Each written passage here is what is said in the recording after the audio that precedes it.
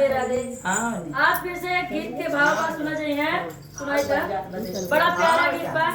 सब कैमरा चालू है भैया। हाँ कि अपने ससुर के हलिया का बताई बीरना, अपने ससुर के हलिया का बताई बीरना, कौ बताई बीरना, कौ बताई बीरना, कौ बताई बीरना, अपने ससुर के हलिया का बताई बीरना, अपने ससुर के हलिया का बताई बीरना।